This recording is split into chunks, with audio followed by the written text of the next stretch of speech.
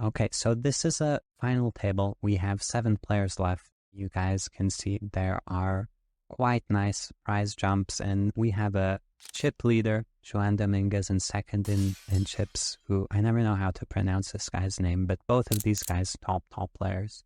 Effective stacks, they're roughly 40 big blinds deep. The hand's going to play BVB, Queen Jack suited versus Ace 8 offsuit. Joan is going to pot open.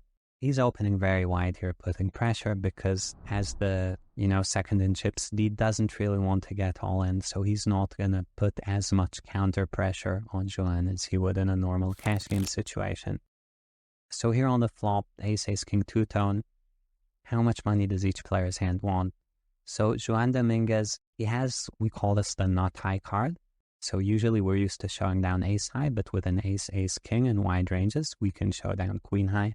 So this is a kind of hand that in an ideal situation would put something like one small bet and then check down and often win a showdown. Of course, unless it improves. D, on the other hand, has a hand that's extremely strong, and given the wideness of ranges and the shallowness of stacks, this might actually be a hand that wants to get all the chips in. And if it does, the question's always how, and because this is an MTT, if Joan Dominguez is putting all the chips in, D's kind of less happy about it. Whereas if he's putting the chips in and he has reason to think he's ahead, that this hand is definitely very strong and in a cash game would get all the chips in. So yeah, let's see how the hand starts. Joan makes the small bet, which is really just perfect for his exact hand. This is exactly where he wants to go. And here, we know D wants a bigger pot, so he could go for it straight away, or he could just call, and both of those options are on the table. Each has its advantages and disadvantages. The more aggressive your opponent is firing with air and putting pressure, maybe you want to call. Some guys play back against this or disbelieve this, or they're calling stations, or they're just passive, and then you have to build a pot size on your own. So D makes a small raise. It's important to recognize at this point, Joan Dominguez's hand is always going to call because he gets pot odds. The pot's a bit too big for him, in the sense that he should no longer be very happy to show down queen high, and he can consider turning his hand into a bluff at some point. So far, so good, normal hand. Now that we're on the turn, Jack of Hearts kind of shuffles things up, and this is where the beauty of the hand is, because as this hand progresses, these players are going to have to constantly reevaluate how much is their hand worth and how much money does their hand want and what do they want to do with it. And it's going to be in very non-standard ways, because look at Queen Jack, you just made a pair of jacks. Is it good enough to show down? Well, yeah, you can now check down your pair of jacks, and maybe you win against your opponent's worst jack, or you raise something worse. And D, with a flush coming in and a straight coming in, he doesn't want to go for stacks anymore for sure. But he still wants a bit more money. So something like a third pot bet would be, I'm guessing, roughly where ace 8 wants to get to, and that's what D does. So he reevaluates kind of correctly and then navigates there immediately. And now facing this third pot bet, Joan Dominguez, his jack is, again, it's no longer good. So just like queen high was not too happy facing the raise, the jack is not too happy facing this bet. Sure, you have a gut shot, but there's a flush there and there's a pair on the board.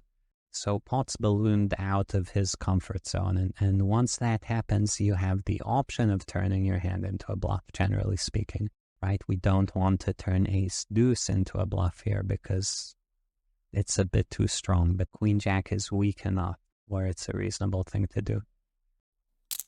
And boom, he turns his hand into a bluff. And here, again, there's so many elements to this hand, because what sizing do you go with? What value range are you representing? What bluffing range would you have? All of these are kind of things that both of these guys should be thinking about at the same time, and that's what makes this hand so unique. And you might say, well, Joan should bluff holding a heart, maybe queen of hearts jack or 10 of hearts jack. But yeah, this hand is fair play as well. As long as the pot size is too big and you have some connectivity with the board, etc., it's fine. And now D is the one who now has to reevaluate, because he was making this bet, probably hoping to check back the river, and now, boom, pot balloons out of control. And he has to, his ace 8, which was raising for value on the flop, betting for value on the turn, now, boom, pot's too big. So what do you do with ace 8? And similar to queen jack on the flop, this is a boat draw. So you can't really do anything other than call on the turn. You just have too many outs to improve on an ace, king, jack, or 8. Your opponent's presumably repping a flush more than anything else. So he calls, and we get to the river, and maybe on a brick river, Joanne is planning to shove as a bluff. But we have yet another haymaker on the river here with a 10 of spades, and suddenly Joanne has a straight. And it's a really iffy spot with a straight because, you know, your value range that you were repping when you raised the turn is a flush. And you turned your jack into a bluff, and now you have a straight. So if you bet your straight, is it even a value bet at that point? Like, we can see what's the next best hand to a straight, something like an ace 8. How big can you actually bet with a straight? Can you check with a straight? Like, it's a weird spot to play. And in these weird spots when you're out of position, again, ask yourself, well, straight, how big a pot does a straight want? And the answer is, it's roughly what's in the middle. Maybe a tiny bit more, but this is roughly good enough. Like, you're not reasonably getting called by worse with any sized bet. So Joanne now has to reevaluate. He's thinking what to do. D, of course, has just a bluff catcher. So he only beats bluffs. And remove some of the bluffs. If you're paying attention, you're thinking, well, what bet calls flop and bluffs turn? You might say, well, queen jack and jack 10 might do that, but look, queen jack is now a straight. And Joanne is telling him, I now have a straight. That's the main hand that makes sense to bet the size is a straight. Or maybe a very low flush. And yeah, he decides to go for this. And I think it's very easy to understand why. And now D's in this situation where, you know, he had his trips, he had his boat draw. Came the worst run out you could imagine for his hand.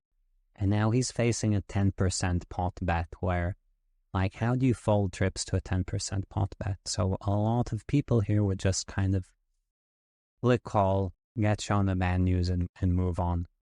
But he's looking at his ace 8 and he's thinking, you know, there's always 3 options in poker, and we're seeing that over and over again in this hand. There's always 3 options in poker. The pot's too big for my hand, so yes, I can call. I'm not supposed to fold very often in theory, although it's very hard for my opponent to come up with bluffs. But I can also shove because he's saying he has something like a straight or a weak flush. I could easily have better, so why not turn my ace 8 into a bluff? So this hand, which was raising flop for value, betting turn for value, calling turn is a draw, decides to turn itself into a bluff. And this is like haymaker after haymaker. And now Joan Dominguez has to look at his queen jack and be like, okay, this is too big for my hand. Now my hand's a bluff catcher again. And now he has to think, well, what would my opponent go with for value? And he has to remember it's an MTT. His opponent would probably not go very thin because he doesn't want to risk busting. So what would he go with for value? Well, boats, but most of the hands that make boats would have 3-bet, 3-flop, and then flushes. So high flushes, medium flushes, those are the hands he's worried about. And he has to think, are those hands going for it? Would they be too scared? Which bluffs are there? Which bluffs are there is crucial. And here you have to go through the process of hand reading and be like, well, do you raise the flop? That's, you know, some flush draws. Would he raise flush draws? Maybe not that often. So yeah, some flush draws, some ace-x. And then he's like, which ace-x? Maybe ace 8, ace 9, ace 7, right? All of those hands would have bet the turn. All of those hands would call the raise. And those are going to be his potential bluffing combos on the river versus his potential value hands, which, like we said, are mostly going to be the flushes and how many of those played this way. And then you have to do this combinatoric stance in your head and try to get into your opponent's head. Are there any clues? Because, like we said, the way D played makes a lot of sense for ace 8, ace 7, ace 9. Would he turn those into a bluff? And this is a spot where a theoretical machine would give you a perfect answer and then it wouldn't matter what you do. But humans constantly mess these spots up. And you guys see Joan Dominguez make the call, and this is not him randomizing. This is him trying to figure out and deciding, oh, I think my opponent is going to show up with ace 8. He's not clueless about what's going on. So this is Beautiful hand, beautiful call. Amazing to see. I think, in a way, both players played it amazingly well. Even D, who lost, played it amazingly well. And kind of, like we said, haymaker after haymaker, the hand value changes, the line changes, the context, and you have to get to the river and keep track of everything. And yeah, really just an elite level hand.